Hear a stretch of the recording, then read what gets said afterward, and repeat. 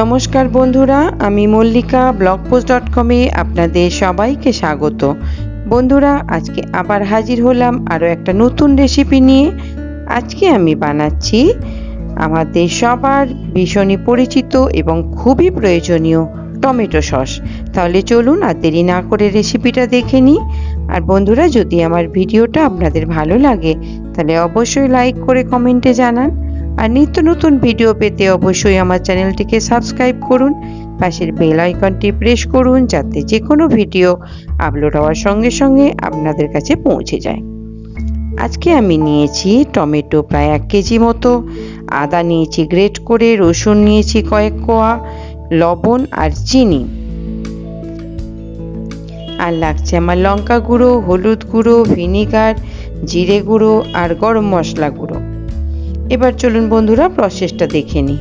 প্রথমে আমি একটা বড় মিক্সিং জার নিয়েছি, তাতে এখানে আমি প্রায় 7 কোয়া রসুন নিয়েছি আর আদা গ্রেট করে নিয়েছি। গ্রেট করা আদা আমি 1 টেবিল চামচ মতো দিলাম, আর এর সঙ্গে টমেটোগুলো আমি পেস্ট করে নেব মিক্সিতে।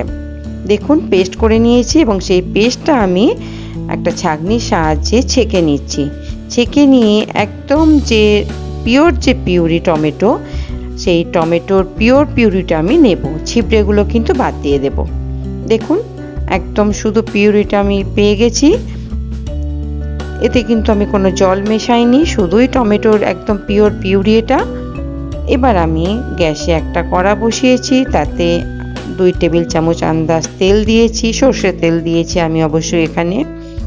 তেলটা গরম করে নিয়ে আমি ওই টমেটো পিউরিটা ঢেলে দিচ্ছি। টমেটো পিউরিটা দিয়ে দিলাম, দিয়ে ভালো করে একটু মিশিয়ে নিচ্ছি। বন্ধুরা, অনেকে টমেটো সিদ্ধ করে টমেটো সস করে, আমিও ওইভাবে অনেক সময় করেছি, তবে কাঁচা টমেটো দিয়ে করলে কিন্তু টেস্ট অনেক ভালো হয় এবং অনেক দিন পর্যন্ত সংরক্ষণ করা যায়। এখানে আমি 1/2 চামচ লবণ দিলাম, 1/2 চামচ জিরে গুঁড়ো দিলাম আর সামান্য একটু হলুদ গুঁড়ো দিলাম, আর দিচ্ছি এখানে 1/2 চামচ মতো লঙ্কা গুঁড়ো। সমস্ত কিছু দিয়ে ভালো করে মিশিয়ে নিচ্ছি। মিশিয়ে নিয়ে এবার এটাকে আমি ফুটতে দেব। এটাকে আমি ঢাকা দিয়ে দিলাম তাড়াতাড়ি ফুটে যাওয়ার জন্য। গ্যাসটা হাই করে দিলাম, হাই ফ্লেমে এটাকে আমি ফোটাবো। দেখুন এটা ফুটে ফুটে প্রায় অর্ধেকটা মতো হয়ে গেছে, অনেকটা ঘন হয়ে গেছে।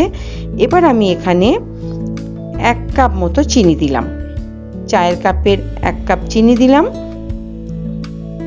দিয়ে চিনিটা অবশ্যই বুঝে দিতে হবে, টমেটোটা কীরকম টক থাকে এবং তার পরিমাণ কতটা হয় তার উপরে নির্ভর করবে চিনির পরিমাণটা। চিনিটা দিয়ে একটু নেড়ে ওটাকে মিশিয়ে নিলাম এবং আরেকটু ঘন করে নিলাম। তারপর এতে আরেকটু লবণ দিলাম, লবণটা একটু কম হয়েছিল মনে হলো। এইবার এখানে আমি শেষ পর্যায়ে দিচ্ছি 1 কাপ মতো ভিনিগার। ভিনিগারটা দিয়ে আমি অল্প খানিকক্ষণ ফুটিয়ে নেব, নিয়ে আর একটু ঘন করে নেব, নিলেই আমার রেডি হয়ে যাবে টমেটো সস।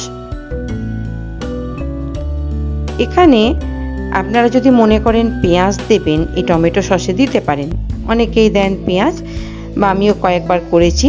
তবে পেঁয়াজটা দিলে অবশ্যই পেঁয়াজটা সিদ্ধ করে দেবেন, কাঁচা পেঁয়াজটা কিন্তু দেবেন না।